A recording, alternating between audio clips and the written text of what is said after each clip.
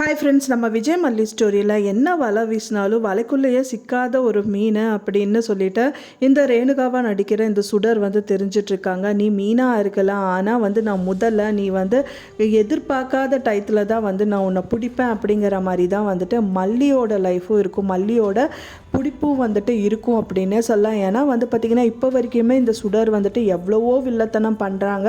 ஆனாலும் யாருக்குமே ஒரு சின்ன ஹிண்ட்டு கூட தெரியல. ஆனாலும் இவங்க 3 பேர், அதாவது மனோகர், அன்னபூர்ணி அம்மா அண்ட் மல்லி, இந்த 3 பேருக்கு மட்டும்தான் தெரியுது. ஆனால் யாருக்குமே, அதாவது இந்த பார்த்திங்கன்னா இப்போ ப்ரோமோவில் கூட காமிச்சிருக்காங்க, அவங்க தங்கச்சியாக இருக்கிறவங்களுக்கு கூட எதுவுமே தெரியாத மாதிரி தான் இந்த விஷயங்கள் எல்லாமே நடந்துட்டுருக்கு. ஆனால் அங்கேயும் கூட மாட்டிக்கிறதுக்கு சான்சஸ் இருக்குது.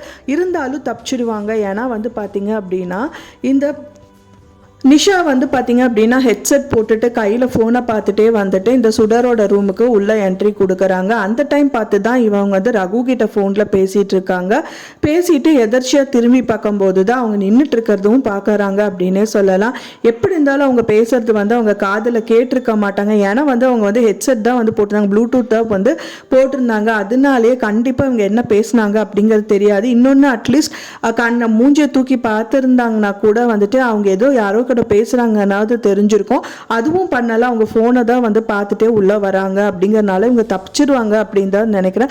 அப்படியே பார்த்தா கூட இவங்க சரியான தில்லாலங்கடி பர்சன். அப்பவும் ஃபோனை தூக்கி வீசிட்டு நான் சும்மா விளையாண்டுட்டு இருந்தேன் அப்படி இப்படின்னு சொல்லிட்டு ஏதோ ஒரு விஷயத்த மலுப்பு தான் செய்வாங்க. ஸோ இந்த ஃபோன் எப்படி கிடச்சிது அப்படின்னா, இது டம்மி ஃபோன், எனக்கு மல்லி கொடுத்தா அப்படிங்கிற மாதிரி ஏதாவது ஒரு விஷயம் சொல்லி ஏமாத்தவும் செய்வாங்க. எப்படி வேணா ஏமாத்தலாம் செய்யலாம். ஆனால் மல்லிக்கு அவங்க பேரு முதல் கொண்டு தெரிஞ்சிருச்சு. இதுக்கப்புறம் அவங்க லாக் பண்ண கண்டிப்பாக லாக் ஆக தான் போகிறாங்க.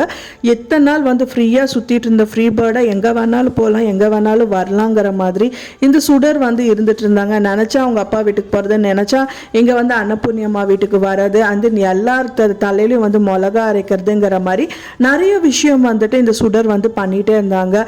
எவ்வளோதான் பண்ணாலும் சரி, நானும் உனக்கு ஒரு செக் பாயிண்ட் வைப்பேன் இல்லை அப்படின்னு சொல்லிட்டு தான் புலி மாதிரி பதுங்கி இருந்துகிட்டே இருக்காங்க. அண்ட் தென் கண்டிப்பாக இவங்களை கடிச்சு கொதறதா போகிறாங்க இந்த மல்லி அப்படின்னே சொல்லலாம். ஸோ சரம் மாதிரியா இருக்கும் இவங்களோட சென்ட் ஆஃப் அப்படின்னு சொல்லிட்டே சொல்லலாம். ஏன்னா எல்லார் கையிலையும் அடி வாங்கிட்டு தான் அங்கேருந்து போவாங்க. ஏன்னா ஒருத்தருக்கு 2 பேருக்கு இல்லைங்க, எல்லாருக்குமே இந்த சுடர் பயங்கர அநியாயம் அக்கிரமம் தான் பண்ணியிருக்காங்க. இந்த மனோகரை பொறுத்த வரைக்கும் காமெடி பீஸாவே மாற்றிட்டாங்க. எத்தனையோ அடி கொடுத்துருக்காங்க. மல்லிக்கும் சும்மா இல்லை, மண்டையில் ஒரு அடி போட்டிருக்காங்க. ஸோ அது மட்டும் இல்லாமல் இந்த நிஷாவுக்கும் பார்த்தீங்க அப்படின்னா தூக்கி தலையில் அடித்து காயப்படுத்தியிருக்காங்க. ஸோ இந்த மாதிரி விஷயங்கள் நிறைய பேருக்கு நிறைய இப்போ பார்த்தீங்கன்னா மன ரீதியாகவும் சரி உடம்பு ரீதியாகவும் நிறைய நஷ்டங்கள் இவங்கனால ஆயிருக்கு.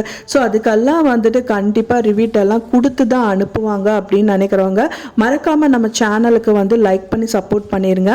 நான் சொன்ன இந்த தகவல் உங்களுக்கு பிடிச்சிருந்தா ஃப்ரெண்ட்ஸ் மறக்காமல் லைக் பண்ணுங்கள், ஷேர் பண்ணுங்கள், கமெண்ட் பண்ணுங்கள், சப்ஸ்கிரைப் பண்ணுங்கள். மேலும் இன்னொரு மல்லி சீரியல் அப்டேட்டோட நெக்ஸ்ட் மீட் பண்ணுறேன். தேங்க்ஸ் ஃபார் வாட்சிங் மை வீடியோ ஃப்ரெண்ட்ஸ். நெக்ஸ்ட் வீடியோவில் பார்க்கலாம்.